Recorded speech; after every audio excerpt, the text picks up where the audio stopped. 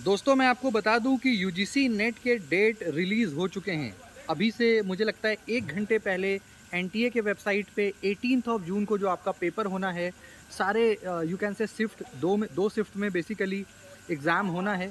तो वो इन्फॉर्मेशन आपका अपडेट हो गया है। अब किसी प्रकार की कोई भी शंका आप अपने मन में मत रखिए कि एग्ज़ाम आपका पोस्टपोन हो जाएगा या किसी वजह से मान लीजिए कि एग्ज़ाम बढ़ जाएगा, ऐसा कुछ नहीं होना है। परीक्षा आपकी 18th ऑफ जून को ही होगी, ये अब निश्चित है, ये अब तय है। आज के इस वीडियो में साथियों मैं आपको एक ऐसा टॉपिक बताने जा रहा हूं जिसको अगर आप पढ़ लेते हैं तो आपका एग्जाम में 1 से 2 क्वेश्चन कंफर्म हो जाएगा। रिसर्च एप्टीट्यूड का एक टॉपिक है जिसको आप टाइप्स ऑफ रिसर्च कहते हैं, यानी शोध का प्रकार कहते हैं। शोध के कई सारे प्रकार हैं रिसर्च के, मुझे लगता है 10 से ज़्यादा करीब 15 के आसपास टाइप्स हैं। लेकिन मैं कुछ ऐसे टाइप्स आपको बता दूंगा जिसको अगर आप इन डेप्थ पढ़ लोगे तो आपके 1 से 2 प्रश्न निश्चित रूप से सही हो जाएंगे, ऐसा मैं कह सकता हूँ। रिसर्च के सबसे पहले टाइप में आता है प्योर रिसर्च, जिसको हम विशुद्ध शोध कहते हैं, मूल शोध कहते हैं, फंडामेंटल रिसर्च कहते हैं। ये एक ऐसा रिसर्च है जिसमें हम नए प्रिंसिपल को डेवलप करते हैं। जैसे फॉर एग्जांपल न्यूटन ने एप्पल को गिरता देखा, सेब को गिरता देखा, उन्होंने ऑब्जर्वेशन किया और अपनी एक नई प्रिंसिपल दे दी। अननोविंगली उन्होंने दी, यानी उनको ऐसा पहले से कोई निर्धारित नहीं था कि भाई गुरुत्वाकर्षण या ग्रेविटी का कोई मामला हमारे साथ इस धरती पे है, बट उन्होंने ये प्रिंसिपल दिया। और उस प्रिंसिपल पे आज के टाइम पे कितने सारे रिसर्चर्स, कितने सारे पीएचडीज, कितने सारे फाइंडिंग्स होते हैं। तो ये होता है प्योर रिसर्च, जहाँ पे हम लोग बिल्कुल बेसिक और फंडामेंटल लेवल पे नए नए प्रिंसिपल को डेवलप करते हैं, थियरी को डेवलप करते हैं। दूसरा है एक्सप्लोरेटरी रिसर्च, जिसको हिंदी में कहते हैं अन्वेषणात्मक शोध। एक्सप्लोरेटरी मतलब टू एक्सप्लोर, यानी जब चीज़ों को आप एक्सप्लोर करते हो, किस चीज़ को, जो चीज़ें अननोन हैं। हमारे आसपास ऐसे कई सारी चीज़ें हैं, मान लीजिए गरीबी है, बेरोजगारी है, भूखमरी है, नक्सलवाद है, आतंकवाद है, महिला संबंधित समस्या है, पुरुषों की समस्या है, मतलब समाज में कई तरह के प्रॉब्लम्स हैं। और आखिरकार रिसर्च का मतलब ही है प्रॉब्लम को डायग्नोज करना, अंतोगत्वा उसको सॉल्व करना। तो एक्सप्लोरेटरी में हम क्या करते हैं, एक्सप्लोर करते हैं, यानी उन चीज़ों को, जो चीज़ें अननोन है, जो अज्ञात हैं, जिसको हम और आप नहीं जानते, जो हिडन फैक्ट्स हैं, उसको हम लोग एक्सप्लोर करते हैं, उसको जानते हैं, ताकि हम रिसर्च में हमारा मदद मिले। तीसरा होता है फॉर्मेटिव रिसर्च। फॉर्मेटिव का मतलब क्या होता है, टू चेक दी वैलिडिटी। जैसे मान लीजिए कि कई सारे फाइंडिंग्स हमारे आते हैं। As a research scholar, as a researcher हम लोग कई तरह के चीज़ों को पढ़ते हैं, डेटा कलेक्शन करते हैं, सर्वे करते हैं, क्वेश्चनेयर करते हैं, कई तरह की चीज़ें सामने निकल कर के आती हैं। ऐसे में उसकी वैलिडिटी को चेक करना, मान लीजिए कि मैंने आपको कोई बात कही, मैंने आपको कोई एक स्टेटमेंट दिया, तो उसकी वैलिडिटी को चेक करना कि भाई वो कितना वैलिड है, वो कितना सही है, वो कितना यथार्थ परक है। इस चीज़ को हम कहते हैं फॉर्मेटिव रिसर्च, जब आप किसी स्टेटमेंट को, किसी फाइंडिंग्स के वैलिडिटी को जांचते हो। चौथा होता है अप्लाइड रिसर्च।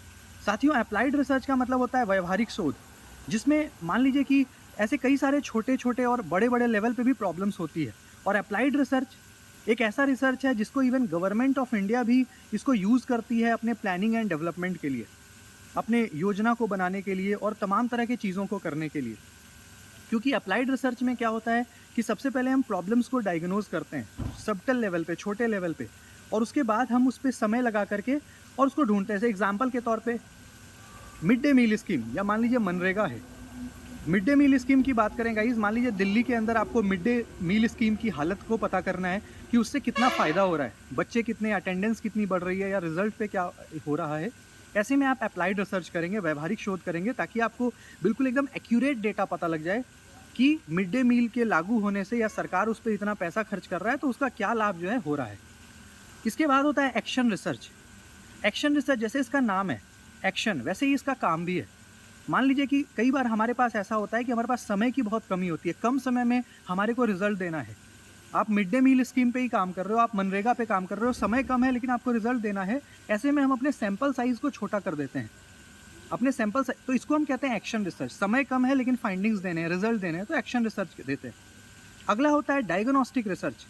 डायग्नोस्टिक रिसर्च का मतलब क्या होता है कि जब हम किसी प्रॉब्लम को डायग्नोज करते हैं, क्योंकि डायग्नोज का मतलब ये होता है कि प्रॉब्लम को पहचानना, प्रॉब्लम के बारे में पता करना। क्योंकि मान लीजिए कि किसी भी टॉपिक पे आप रिसर्च कर रहे हो, उससे रिलेटेड अगर प्रॉब्लम का आपको पता लग जाए तो शायद समाधान आपके लिए दे पाना आसान हो जाएगा।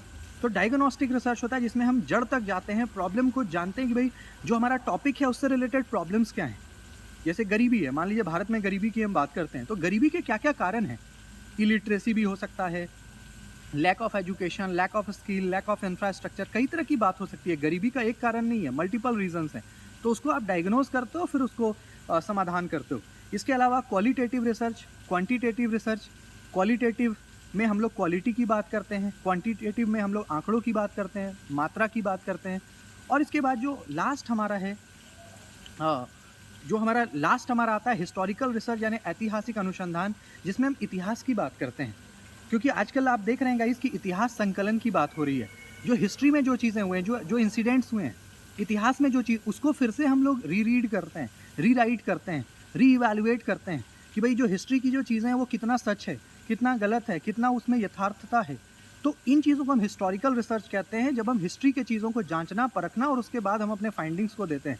तो गाइज़ ये रिसर्च के टाइप्स हैं, इसको इन डेप्थ आप पढ़िए।